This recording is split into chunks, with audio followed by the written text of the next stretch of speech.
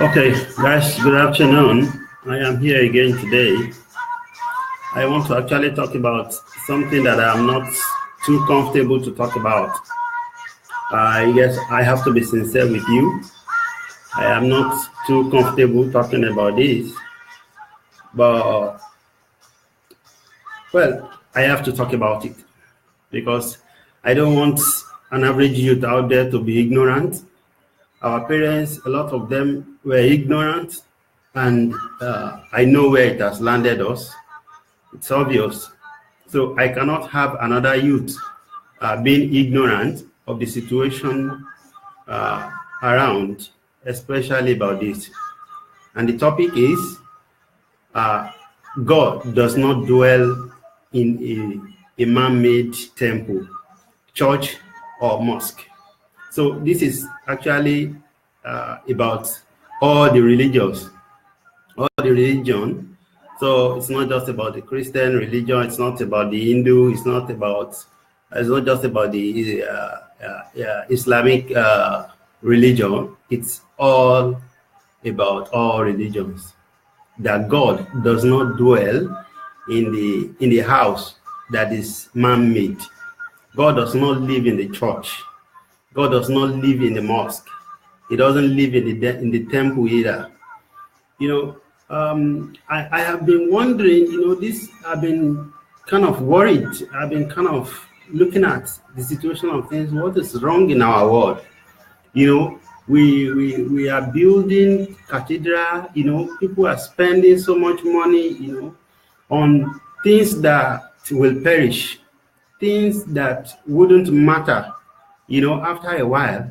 But people have been spending so much money on it, and it's as if they just don't care. They don't care about an average person.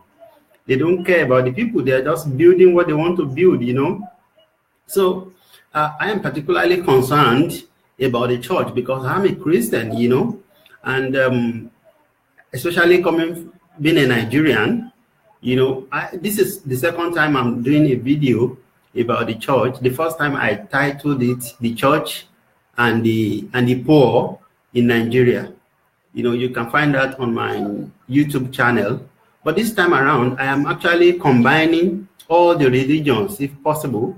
That is the Christian religion, Islamic, and the Hindu religion, and every other religion that actually use the building, especially those ones who use beautiful edifice structures as their church, as their places of meeting. I'm actually concerned about them more because I feel like we are wasting resources, we are wasting money, we are wasting valuable resources that can be used to impart human being, that can be used to impart life. So if you're a Christian like me, you might want to join me to turn to Acts chapter 7. And I'm going to read, in case you don't have the Bible there, I'm going to read so that you will understand where my pain is, because I am actually pained. I feel bad, when I see some of these things, when I compare the amount of money that has been used in building structure, and then compare it with the number of people that are actually suffering, especially in Africa. Our people in Africa, we leave them to the mercy of people in the West to come and cater for them. It's a mess. Honestly, it's a shame on us. It's a disappointment on men, and it's a disappointment for God, I assume. Because this has been heavy in my heart, and I just wish that this is not right. Things cannot just continue like this. We cannot continue to do things like this and expect that we will yield good. We will earn good result from it. It's not possible. It is impossible. Right now I live in India, and I look at the level of poverty around. I look at the level of poverty in my country as well. And it pained my heart. Maybe because I am the one that is feeling like that. Every other person may not feel like that, and so that's why I am the one that is sharing this message this afternoon. That it's a shame. It's a shame if we are building gigantic structures, and then the average person is hungry. An average person cannot go to school. It's a shame. As far as I'm concerned, this is personal.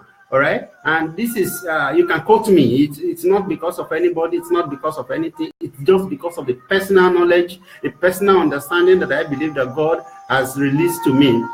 And so I think it's a shame. It's a shame on our church. It's a shame on the mosque. It's a shame on the temples that are being built, that are being spent money that can be used to better human life. If everybody is fed, if no one is poor, if we arrive at a situation whereby there's no one that wants to go to church, or to school, there is no child. For instance, let's say Nigeria, because I'm a Nigerian. Let's say that in Nigeria there is no child that wants to go to school, but that cannot go because of fund, or let's say there is nobody that is hungry, and everybody is fed, everybody is living large. Then we can begin to build whatever it is we want to build in terms of structure, in terms of houses, whatever it is we call it.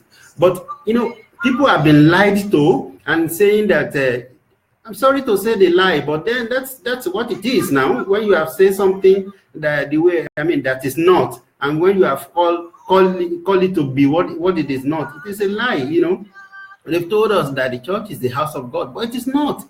The church is just a place that is built by people, for people to gather, for people to meet. So if they have called the meeting to be under a tent, if they are called the meeting to be under, on the grass outside in the open, people will still sit down and still listen to whatever it is that is being said, just like somebody is listening to me using this media right now. So it's not important that it has to be a gigantic edifice. It was gone in those days. Before Jesus came, that people would have to build temples. And then the ark of God was being moved from one place to the other, and people will have to go there before they can have a communion, before they can communicate with God, before they can bring their offering and all of that. But nowadays, it is no longer so. It is no longer so. In fact, I have been studying through my Bible, and I see so many places where the Bible was saying that Christ dwells in us. Galatians 2:20, it said Christ lives in us. Christ lives in me. Colossians 1:27, it said Christ in you, the hope of glory. So where do we get the idea that the temple, the altar, is where God dwells? It's the house of God. It is not true. And I need an average Nigerian youth to understand this, that it is not true. It is not true. God does not live in the church. God does not live in the church. I wish there is a better way to say this, but I think this is how I talk, and this is how I can say it, to say that God does not live in the church. God does not live in the church. It cannot be overemphasized. If anybody have told you that God lives in the church, and that, okay, like when we go into some churches and they say, okay, you have to remove your slippers or remove your shoe before you go inside, all these things are lies, blatant lies. It has nothing to do with God. It has only to do with the mentality of the leadership of such congregation. It has nothing to do with God. All right, I said I was going to read from Acts chapter 7 earlier, so let me quickly read it. Acts chapter 7, I read from 48. And he said, however, the Most High does not dwell in temples made with hands, as the prophet says, heaven is my throne. God is saying, heaven is my throne, not the church, not the temple, not the mosque. He said, heaven is my throne, and the head, my footstool. Even the head, the whole of the head is God's footstool, not the church, not the mosque, not the temple. So if your pastor has been saying that this place, this house, this church is the house of God, or if your imam has been saying that the mosque is the house of God, it is a lie. It is a lie. It is not. It has no foundation in the Bible. It has no. I haven't read Quran so much, and I have not read the mantra, but I'm telling you that it is a lie that God does not live in the church. He doesn't live in the church. If you continue, he said, what What house will you build for me? God is asking. The Bible is saying, God is asking, what house can man build for me? What kind of house can man build? Says the Lord. And he said, or what is the place of my rest? As my hand not made all these things, God does not live in the church. He doesn't live in a building. Rather, he lives in man. You know the unfortunate thing? The unfortunate thing is that we have turned the old gospel, we have turned it upside down. Because the Bible says God lived in the church. I mean, the Bible says that Christ lives in us. The Holy Spirit lives in us. The Bible says we are the temple of the Lord. All right. If we are the temple of the Lord, so what should we be building? And he said that I will build my church, and the gate of hell will not prevail. So it is the man that is the church. It is an average man that you see on the street. That is the man, and that is who we should all build. And I am doing this. I'm contributing my own small quota as a way to build the man. So you also, I'm challenging you to go out there and look for somebody that you can build. Whatever it is that you can do, whatever talent it is that God has deposited in you, go and contribute it to build man, to build somebody. Don't build church. Don't build mosque. Don't contribute into building temples. We've had enough. Okay, let's say we've had enough of temple building. We've had enough of mosque building. We've had enough of church building. Let us henceforth, because I am a social worker, all right, and I am passionate about people. I am passionate about people that are suffering out there. I feel their pain. You may not feel their pain, but I feel their pain, and I am sure that God also does feel their pain. All right, it is a shame on us in Africa that we have to wait for Bill Gates in America to come to Africa to come and be spending billions of dollars on the average poor Africans, where the church in Africa also has billions, but they are using it on something else. Somebody needs to say this, and I'm saying that I am raising my voice. I am saying, if somebody has been saying it before, I am joining my voice to those who have been saying it, that this is wrong. It is not the will of God. It is not fulfilling God's purpose, because the Bible didn't say that it does so. He said, we are the temple of the Lord. We, human being, an average person that you see on the street, is the temple of the Lord, and it is in us that God lives. So when you contribute, whatever it is that you contribute into building that man, you are building the house of God. That is the best way to build God's house. Go and contribute to your quota. If you have money, spend on somebody. If somebody wants to go to school, use your money to sponsor that person. If somebody needs food, give food to that person. You are building that person up. You are building, and by so doing, you are building the church up. That is the best way to do it. And this is the small quota that every other way that I have opportunity, I want to contribute to man. I want to contribute to building the church. I'm telling you, the church that God is talking about is not the house. It's not the building. It's not the building. Sometimes ago, I sat down and I began to ask myself that when we are spending money to build all these churches, and as a Christian, we are preaching that Christ is coming, that rapture might take place anytime, or somebody might die. If we die, it means our own rapture has come. Now, so if we are not using all the money and all the resources and spending and building all cathedrals, and we are saying we want to expand, we keep expanding from time to time, and I ask myself, so who do we leave all these things that we are building for? Who do we leave it? I'm sure that the apostles who lived in Acts chapter 4, they have a better understanding than the kind of church that we have today, than the kind of pastors and prophets and imams and whoever, temple, whatever that we have today. They have a better understanding, and that's why they encourage people. People went and sold what they have and bring it, and those people sincerely shared it. This has been my message for a while now, and it is important to me. I feel the pain of an average person that lacks. I feel the pain of an average person who had need. All right, so that's why I'm saying this. You may not like it. It's not important. It's not compulsory for everybody.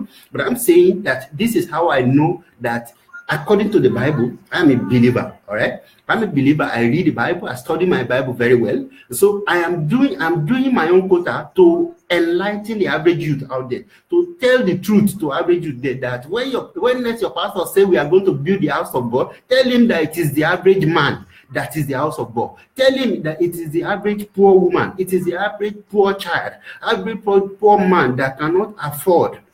Not because he doesn't want to, but because he cannot. These are the people that we should spend our resources building. All right, this is very, very, very important. It is important. I feel it in my heart that it is important to God. God wants us to go and build man. He wants to go and build the house that he has been talking about. We cannot overemphasize it. In case somebody is thinking, yeah, maybe I am flogging it too much, but I don't think we can overstretch it. I wrote about three reasons why religious people continue to build, even though some of them, I have a feeling in my heart that some of them actually knew that the church, that God does not live in the church, yet they continue building. So I'm going to tell you about 2 or 3 reasons why they continue to build, even though they know that God does not live in the church. God does not dwell in that temple. Their altar that they build and so high and make it so beautiful, they put gold and all of these things, God doesn't dwell there. That's the truth.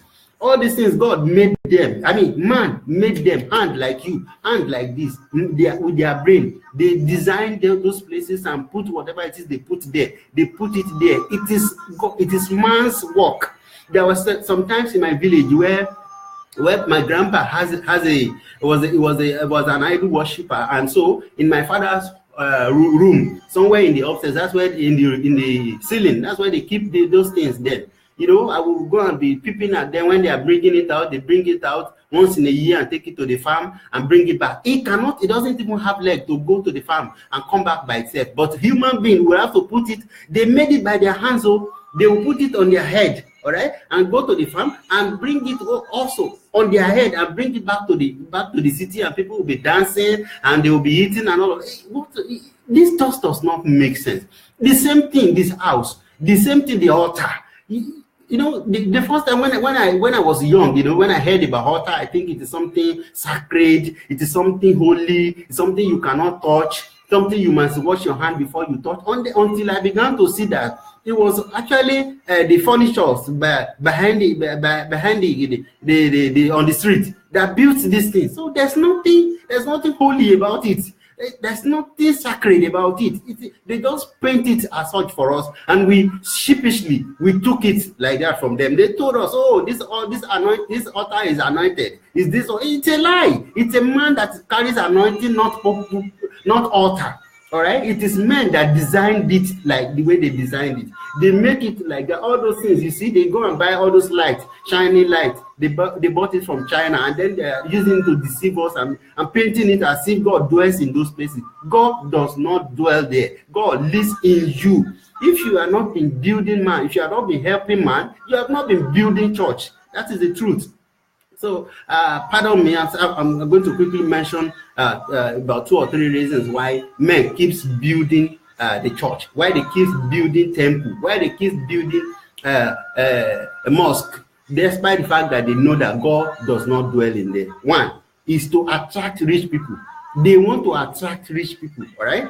They want to attract rich people. The church wants to attract rich people. The temple wants to attract rich people. The mosque wants to attract rich people. That is why they are building what you see that they are building. They want to attract rich people because that's where money is. All right, it's all about money. They want to when they build a beautiful place that at least can be compared to the place of the house of the rich man. There's tendency that the rich man will be enticed. All right, he will come. He will come to the church. He will come to the temple. He will come to the mosque. I've seen a mosque. All right, I've seen a mosque in Abu Dhabi. The most visited, the most visited tourist attraction in Abu Dhabi or in the whole of UAE is Sheikh Zayed Mosque in Abu Dhabi, and it is a big mosque. there's gold all over the whole places. If you there are some places that, I mean, there are some places within it when you walk inside of it, that you will be seeing your picture on the ground. All right, this is money. All right, this is money that these people has invested in this place, and it has become a tourist attraction. So also some of our churches are just like that. Some of these places, some of these temples, they are just places that Oyimbos will come and take photo. They take photo of it and say, oh, I am in the church today, thank God. You know, some people actually go to church to socialize now. They go there only to socialize, only to feel among, only to feel like, oh, we are come today. It's an opportunity. You have not seen yourself for some time, so you get together again. Not about God. All right, it's not about God. It's just unfortunate, and I am disappointed. I am pained. You know, I am pained because I have a heart. I have a heart that feels for the average people, average person on the street. All right, and that's number one point. They want to attract the rich guys. They want to attract the rich guys. Don't forget, when there was a parable when Jesus said that when you are organizing your party, do not invite the rich guys because they might be able to pay you back. He said they should go and invite the poor people, the people that cannot pay them back. Unfortunately, the church and the mosque and all of these people, they are trying to attract the rich people. The rich people is their target, not the average man on the street, not the average woman on the street. The rich people is their target. Number two, it's competition. I call it an unholy competition. Unholy competition. That is, church A want to be better than church B. Church C want to be better than church D. It is pure competition. Like businesses are running. All right. You know, let's say people that are in technology industry, for instance, you know, like you have Apple, you have Microsoft, you have Facebook, you have all these companies. The way they compete, the same way all these religious organizations are also competing. They just don't display it. They want it to be that, okay, it's our church that is leading now. We are the largest church in this region. We have this, we have that. This is unholy competition, and unholy competition. When they ought to be helping individual, every average youth to build themselves, developing skills, you know, but they've been, they bother about competition, unholy competition, and it is ruining the life of an average person. It's ruining people, it's ruining people's life, and that's why all the preach is all this blessing, God will bless you, even when God does not bless them. Well, finally, I'm going to say this. It is idol. They want a place that they can point to and say, that is our church over there. Oh, that is my church over there. It is idol. It is idol worshiping.